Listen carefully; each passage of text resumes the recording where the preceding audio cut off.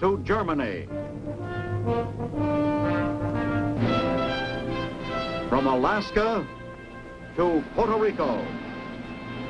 All over the world, the United States Army is on the alert to defend our country, you, the American people, against aggression. This is the big picture. An official television report to the nation from the United States Army. Now, to show you part of the big picture, here is Sergeant Stuart Queen. Welcome again to the big picture. The fighting in Korea is over now, and the deeds of the American and South Korean soldiers who fought those battles are part of our military history. When the Reds attacked, the South Korean army was a small band of ill-equipped and inadequately trained soldiers. But it later rose to become a large and modern fighting machine. Our story this week is the story of how that was done. This is Chang Shi-yuk, serial number 215658. He's a lieutenant in the Army of the Republic of Korea. Chang is a good officer, too. He's a leader, understanding the problems of his men, willing to do all that they can do and then some more. It was men like Chang who led and trained the gallant South Korean Army.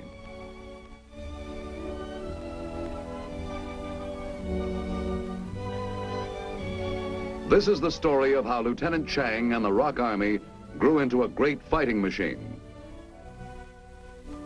It is the story, too, of Han and Lee and Yun, the splendid fighting youth of Korea. Once, only a few years ago, Chang and his countrymen were tillers of the soil. They grew rice and barley and wheat and soybeans and vegetables.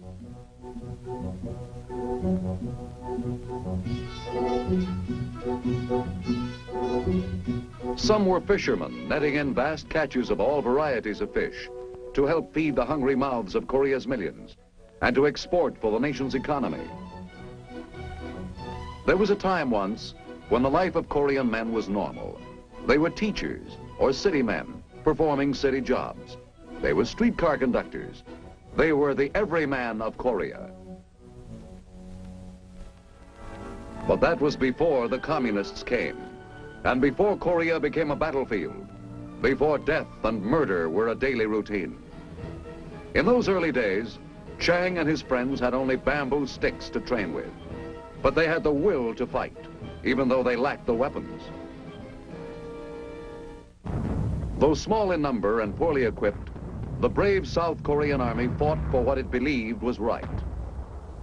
Hopelessly outnumbered, they fell back, and the fair land that was Korea was devastated with ruin and destruction.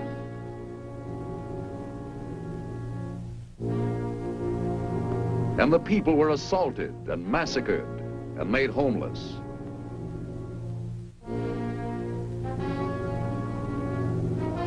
But not for long were the defeats and the withdrawals.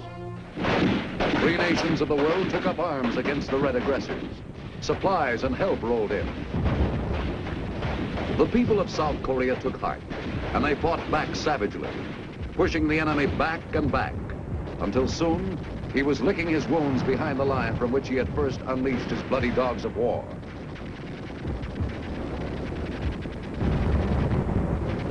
They defeated him because they had learned that men of peace cannot defend themselves adequately against the evil designs of the men of war unless they are prepared with vast quantities of materiel of war, unless they are prepared with oil and gasoline to feed the mighty juggernauts with power, unless they are prepared with cargo trailers to haul the materiel, unless they are prepared with rations to feed the fighting men, and most important, unless they are prepared with ammunition to feed the fighting guns.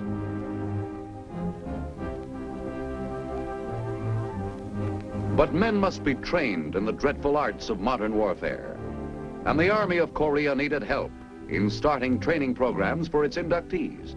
The appeal for assistance was answered. That's why the United States organized KMAG, the military advisory group to the Army of the Republic of Korea, which was conceived for the avowed purpose of advising in the organization, training, operations, and support of the Korean Army commanders and staff officers. Just as the common men of the free world joined forces to fight the common foe, so did their leaders sit down together to plan a systematized training program for the Korean Army. Representing the Korean soldier was General Paik Sun-yup. Acting for the United States and the United Nations was General Cornelius E. Ryan. The results of these conferences was the completion of a number of training centers, the principal one of which was RTC-1, the largest training installation in Korea. Its name, Jeju-do. For hundreds of young Korean men, it all began that eventful day when, as the cream of Korea's youth, they were inducted into the Rock Army and together caught their first look at Jeju-do. Soon, the LSTs on which they were being carried were nosing into the beach.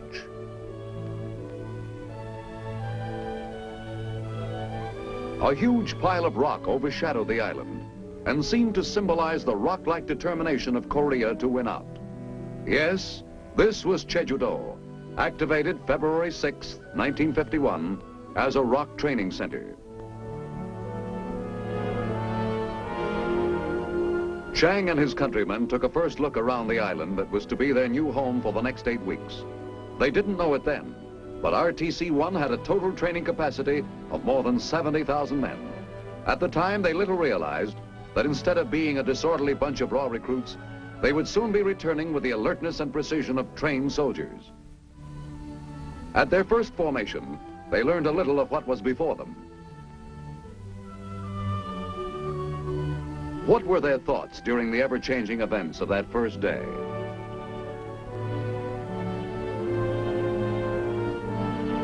Nobody knows, but all who were there knew that here in the shadow of Mount Masulpo, a new Korean army was being born. And then came orientation to their new place in life, their new duties, for they were soldiers now, not private citizens. And as soldiers, they were expected to obey the orders of their superior officers. Because so many of the inductees were young, inexperienced farm boys, it was necessary that such things be explained to them exactly, thoroughly, and patiently.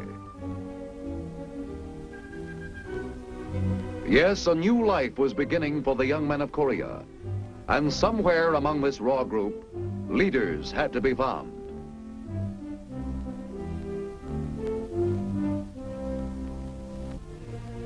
For the Army was in dire need of competent leaders. The records of all the inductees were carefully examined to determine which could qualify. For many of Korea's new soldiers, the clothing and material issued was more than they'd ever owned in their past lives. KMAC realized that if men are to fight well, they must be supplied with at least the common necessities of life. One of those necessities is a buddy with whom to share confidence and fear. KMAG also knew that one of the most important necessities to a soldier is a warm, comfortable roof over his head. The first relaxation from the exhausting events of that first day brought a little time to think about the life they had just left. They thought about old Grandpa Kim, who refused to evacuate his farm near Seoul because he wasn't afraid of anything anymore. And about Aunt Wang, who had been bombed out of her house, so she found another home below ground. And what about their little cousins? What were they doing? How were they living under war conditions?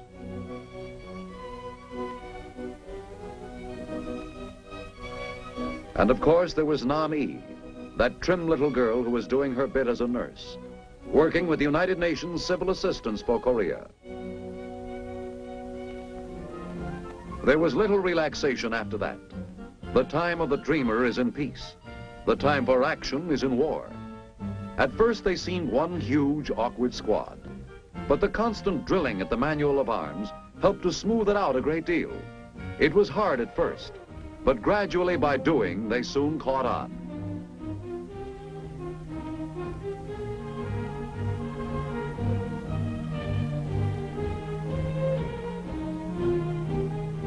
And then there was more drilling and more marching, with no let-up, with no time to think about aching muscles. There was a war on, and they were made to realize that wars were not won by weaklings. Before they were aware of it, they began to sense that subtle feeling that comes with knowing that they were working together as a well-trained unit, with military precision and dispatch. But it wasn't all marching and drilling. Quite often they were treated to the pleasure of sitting. But they had to be learning at the same time. And so they were taught the anatomy of a rifle, taught that a rifle is not just a rifle, that it is made of many little intricate parts. They learned that a good soldier knows how to use his rifle best only when he knows what makes it tick and stick. It was fire. Up to your feet again. Forward to the attack.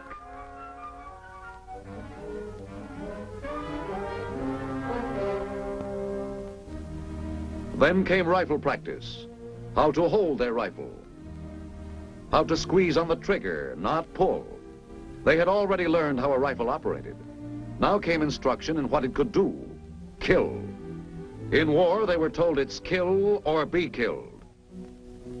They also learned how to take care of others. One thing they learned, that it was not only important for a soldier to know how to kill, but he must be able to save lives as well, his own included. First aid is important on the battlefield. Another thing they learned, rifles were not the only means of destroying the enemy. Mines and booby traps not only delayed the advance of armies, but often stopped them permanently. So first the theory in class sessions, then practice in the field. A lot of practice. It was hard work digging those mine holes, but they were made to realize that it was easier to dig a hole for a mine than to have one dug for them. If some thought that was hard work, they soon found out it was easy compared to the work they did when they went into combat training for the individual soldier. That's when they learned about using camouflage, too.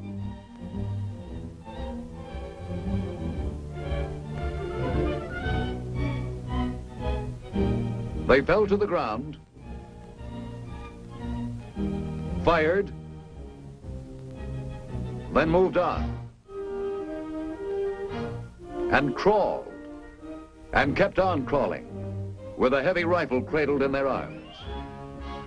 They complained, but with grit and determination they carried on. They knew it was worth getting a few calluses on their elbows to be able to learn how to avoid getting a bullet in their head. It wasn't long before they also learned how big a bullet hole could be, especially when it came out of the business end of a Browning automatic rifle. Yes, the Korean trainees were impatient to learn fast, but with a little instruction, they soon got the hang of the most complicated weapons. When they squinted through the sights of that BAR rifle, they remembered that one day it would be the enemy. One thing they never got used to, the marching, with a full pack weighting weary shoulders. But they stuck it out grimly, because they knew it was all part of the job of becoming a good soldier. They knew that this was toughening them up so they could meet the enemy. One way of making sure you go forward when the time comes is to know how to fire that M1 rifle, straight and true and to the mark. And they learned how to use all the weapons, including hand grenades.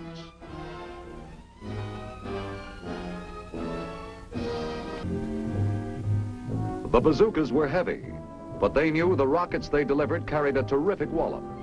And always they were learning under the expert guidance of old Korea hands. Tough, determined men who had been through the early campaigns, who had come back to teach the inductees what they had learned through bitter experience. Every day was filled with something new. The field fortification instruction, for instance, with barbed wire. First, a demonstration. Then do it yourself. In preliminary training with that marvel of communications, the handy-talkie, how to operate, what makes it work, what is it used for, all the questions are answered and the soldier's knowledge grows.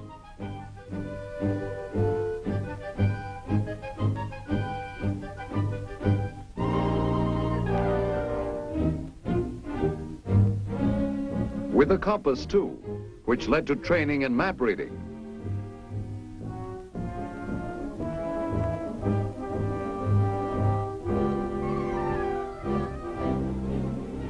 And then there was all that instruction and practical work in the combat formation training. It may have seemed then that they were playing kids' games, but they were kids' games that would pay off. If ever they were to find themselves in the middle of the real thing, they'd realize that all this intensive training was for their protection. After 8 weeks of basic military training, Chang and his buddies were almost ready for battle. Almost. For the question now was, how would he and the other trainees conduct themselves under actual battle conditions? Here's where those games they played came in handy.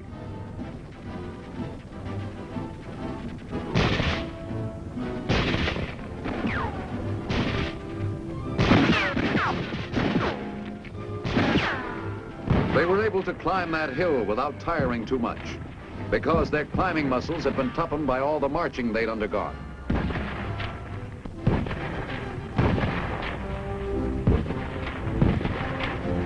Korean and American officers were on hand always to observe the results of their training, the results of all the efforts KMAG had exerted in turning out fighting rocks. They knew how to handle that bazooka because they had been taught patiently, the BAR weapon too.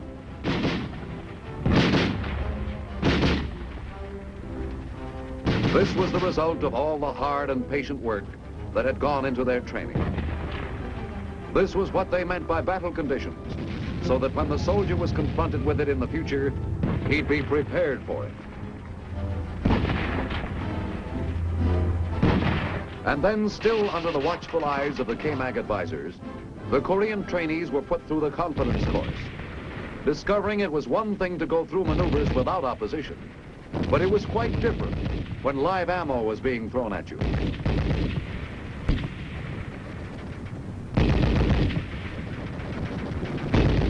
This was the acid test. If they came through this, they were ready for anything the enemy could lob over at them. Cover and concealment training had taught them to roll over a wall instead of exposing themselves to enemy fire. And they kept on crawling as the shells burst around them.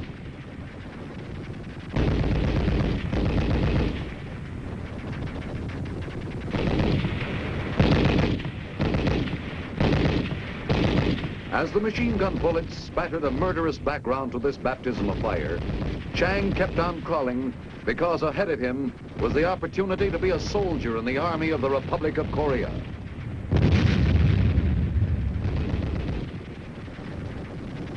The first 8 weeks of training were coming to an end for most of the others, but not for Chang, because he had been accepted as a candidate for Officers' Candidate School by the time his final inspection at Jeju-do came around.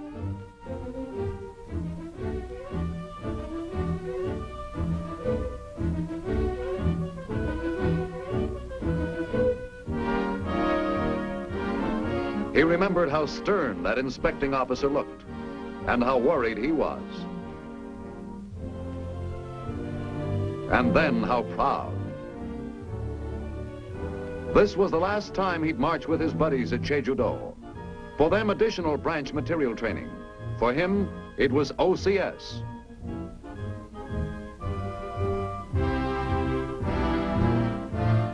It seemed only a short time ago that they'd arrived at Jeju-do as untrained recruits.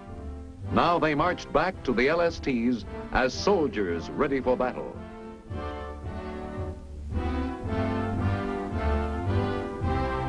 Chang, happy and a bit proud, knew that although it was his last day as a trainee, it was soon going to be his first day in more advanced training.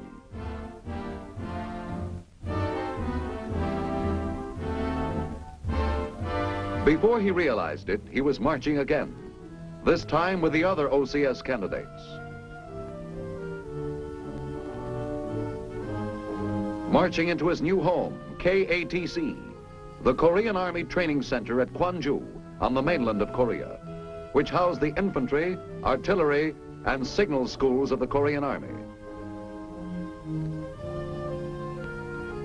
Here he would specialize as an infantry officer. No wonder he experienced a glow of pride during the initial inspection dressed in a new uniform as an OCS candidate. The last phase of his training was beginning.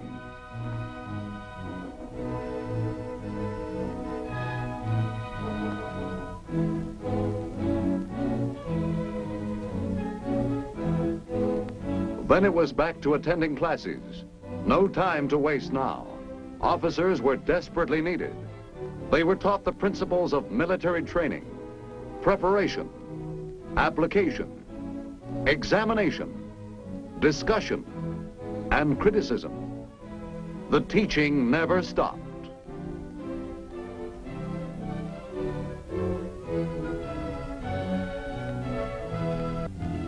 Then began a period of learning from technical manuals. There were times when they would have preferred the marching, but they stuck to it because they knew they had to know theory as well as practice to be a good leader. There was practice too, lots of it. On the rifle range again, always with live ammo, so that firing an M1 rifle became almost as natural to them as breathing. The heavy stuff too. Theory first with the heavy machine guns, and then practice. Lots of it, until you thought they would never get the chatter out of their ears.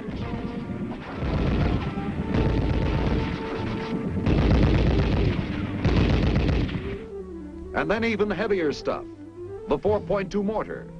Yes, theory first, as always. And then, as always, more practice. They knew this wasn't officers' work, but they also knew that a good officer should be able to do anything his men can do, and more.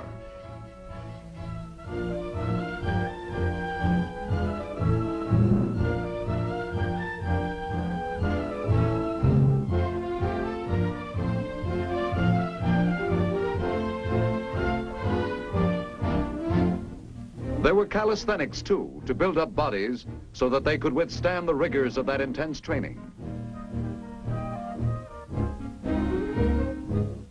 Body push-ups, up and down and up.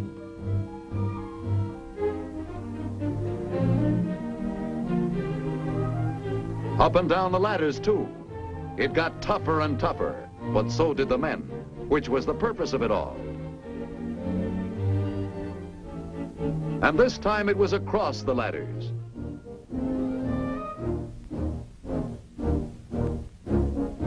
And once again, more classroom theory, now with a 75mm recoilless rifle.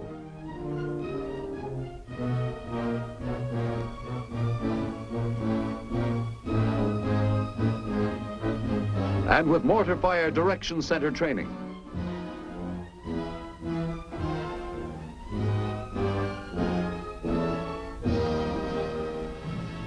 Then came the big push, the last exercise they would go through before graduation. Its purpose, to put them through all the phases of combat.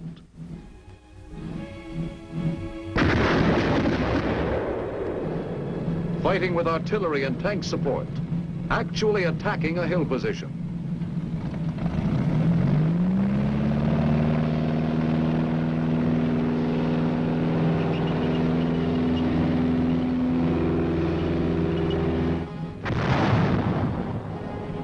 The men of K-Mag were watching them, and the general seemed satisfied with what he saw. What did Chang and his friends think of them as the shells burst and the bullets whistled around?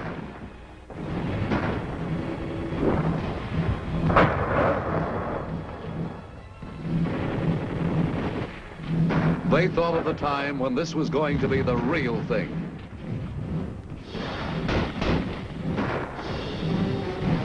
When up ahead was the live enemy with live ammo in their guns, to put them to the test of all they had learned in the last 24 weeks. How to get there and stay alive. That's what they thought.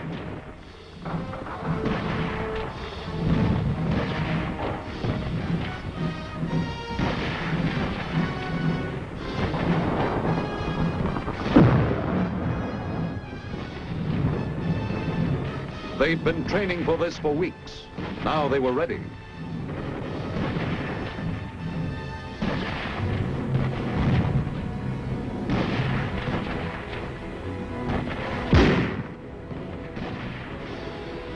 It was a taste of the real thing, and they could now face the enemy with confidence.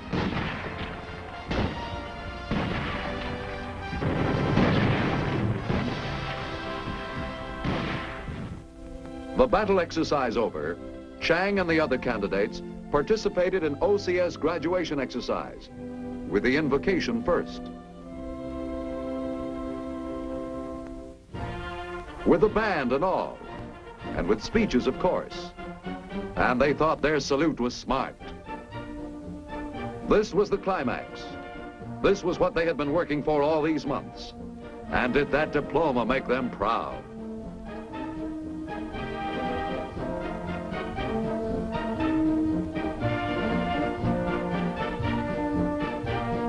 Now they were officers in the Army of Korea. Now it was Lieutenant Chang Shi-yup, a leader of men.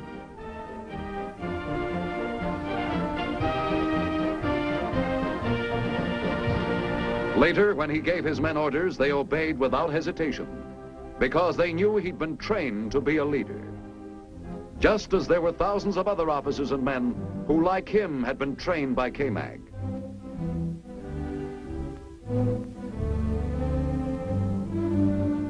Tank, artillery, infantry, signal corps, medics. It doesn't matter what branch they were in. They were an army now, a trained army of men who could be ready at any time to leap to the defense of their country. Yes, it was Lieutenant Chang Shi-yup, but at the same time it was more than that. The splendid fighting youth of the Republic of Korea, looking ahead to a future of greatness, of happiness, and of peace. Now this is Sergeant Stuart Queen inviting you to be with us next week, when The Big Picture will bring you another pictorial report on the activities of your Army at home and abroad. The Big Picture is a weekly television report to the nation on the activities of the Army at home and overseas. Produced by the Signal Corps Pictorial Center.